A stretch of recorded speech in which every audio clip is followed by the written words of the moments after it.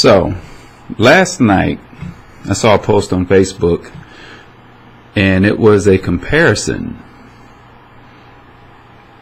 of Michael Jordan and LeBron James. And there's been a lot of this going on for quite some time now. People wanting to try to determine through stats and all sorts of other stuff who is the greatest of all time.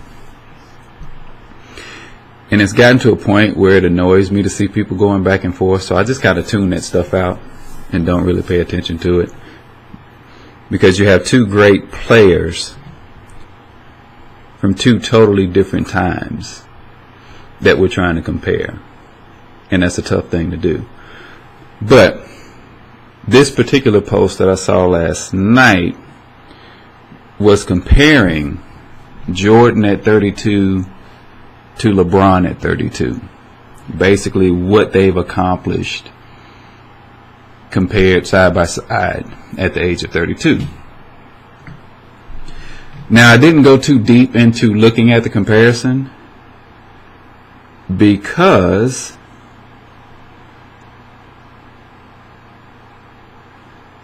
there's something that's not mentioned. You can't compare them at that age. You can't compare them, say Jordan at 32, LeBron at 32, 31, 31, 29 versus 29, because LeBron went into the NBA out of high school. Jordan went out of college.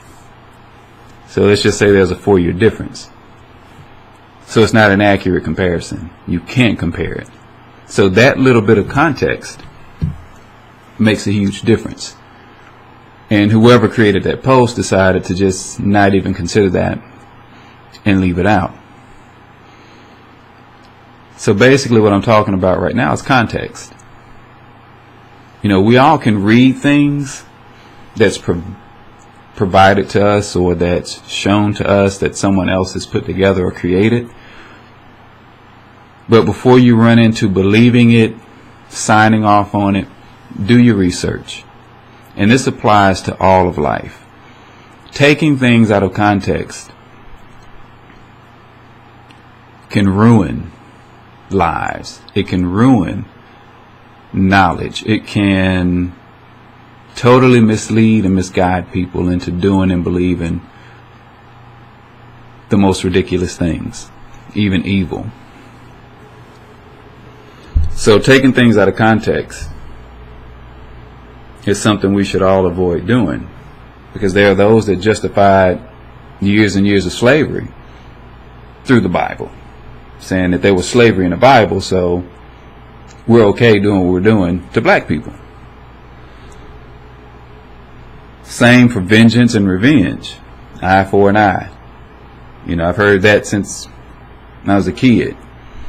And, you know, took that on to believe that, hey, an eye for an eye, I do what you did to me. I do to you what you did to me. But vengeance is God's to have. You know, those are things that are taken out of context. So in order to be able to avoid taking things out of context, you got to be educated.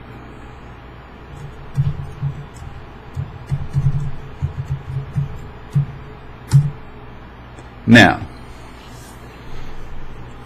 a degree, a diploma, those are not accurate in a lot of cases in terms of testaments to your education, to your knowledge. Because there are people who lack knowledge with degrees. There are people who lack education with degrees. You have people in high power positions who are not educated. But we all should educate ourselves enough to know that we don't know everything and we'll never know everything. There are cultures, there are walks of life, there are people, there are types of life, there are lifestyles. There are lots of things in this world that we don't understand and we probably never will understand. So we have to approach life ever looking, ever learning, ever seeking education and knowledge. And I've talked to people with PhDs, and you would think you were talking to a rock. And I've talked to people who've only made it out of high school, yet have taken it upon themselves to do research, to learn, to teach themselves, to just read and learn more about the world, about the Word, about things that you just have to know, that you need to know. Because my thing is, if you're going to talk about something, at least know something about it. But back to this LeBron Jordan comparison. Again, there's like a 4-year difference as to when they entered into the NBA. So that makes a huge difference. So you've got 4 years worth of stats over here that this one doesn't have in terms of being in the NBA. But then you have to look at the league itself. What the league was in the 80s, early to mid 90s, is something totally different from what it is now. How they play, rules, what people can get away with, it's a totally different ball game. It is. And Cramisha and I laugh about it all the time. We say men played in the 80s and 90s. I'm not sure what's going on with the NBA today, but it's a different mentality. And I feel there are more crybabies out there than anything in NBA right now. But that may be offensive to some people, but that's my opinion. But you can't compare people who haven't lived in the same lifetime.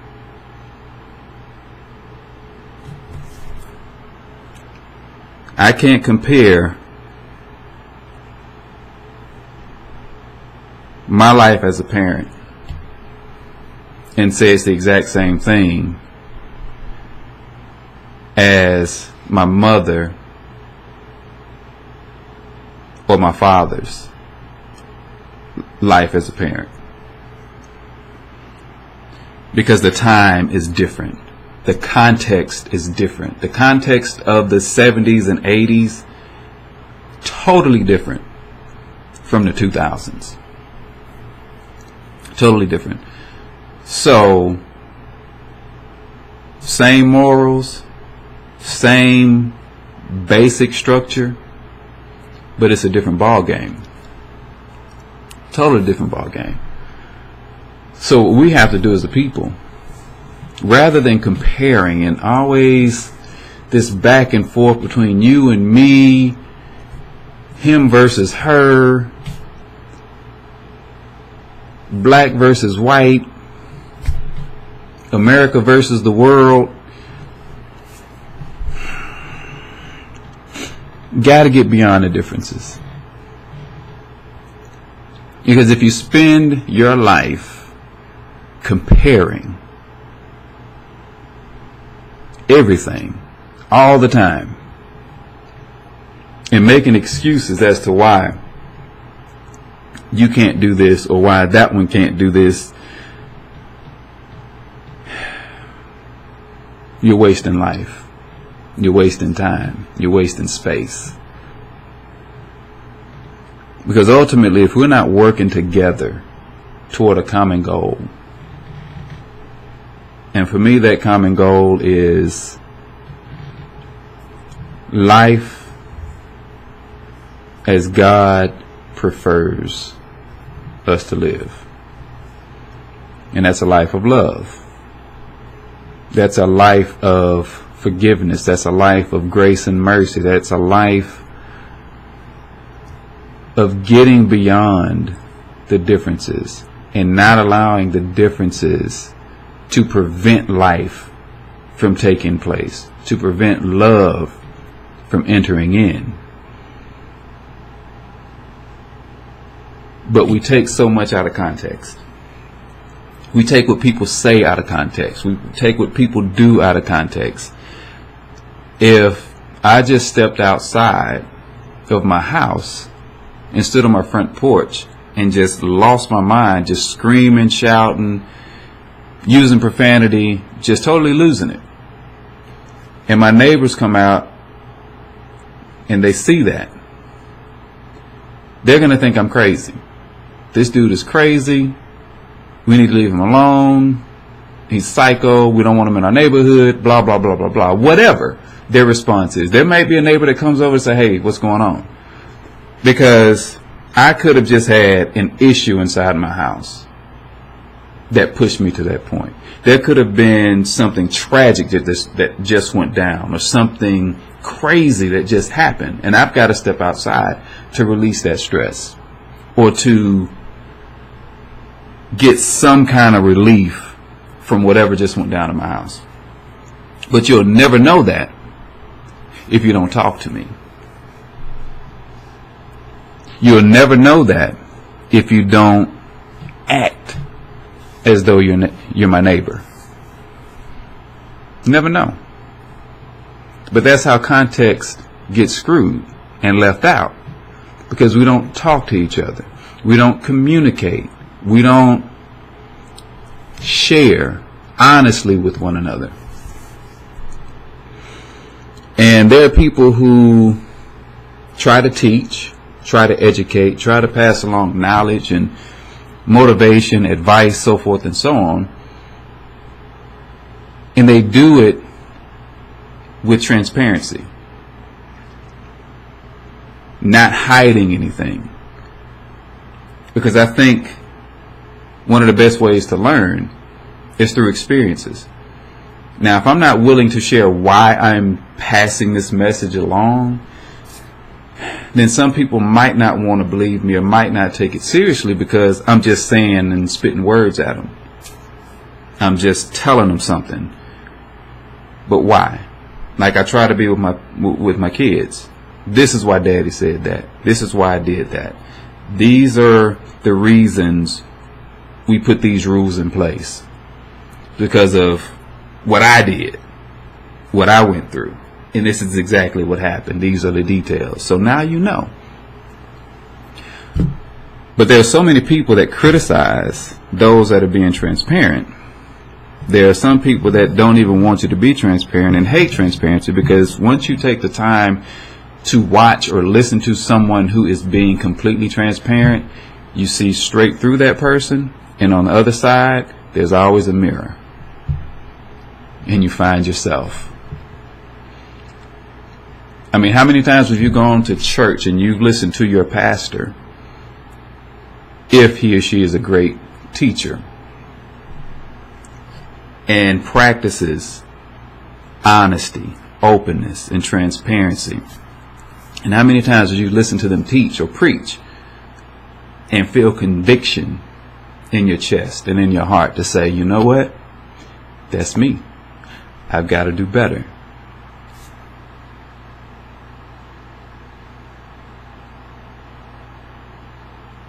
But the struggle is real. Nobody likes to be told they're messing up, or they've done something crazy, or they're not living right.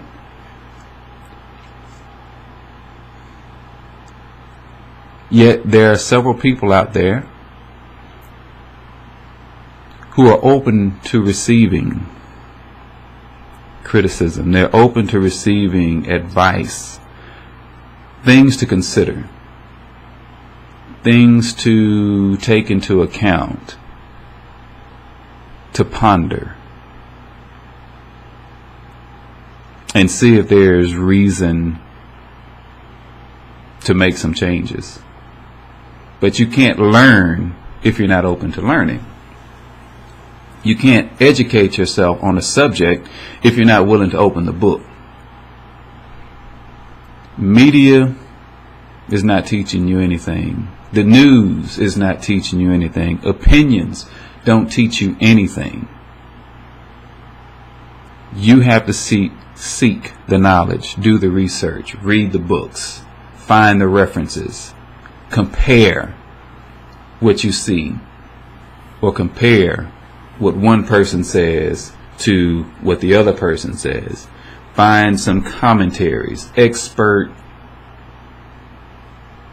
opinion. That's how you learn.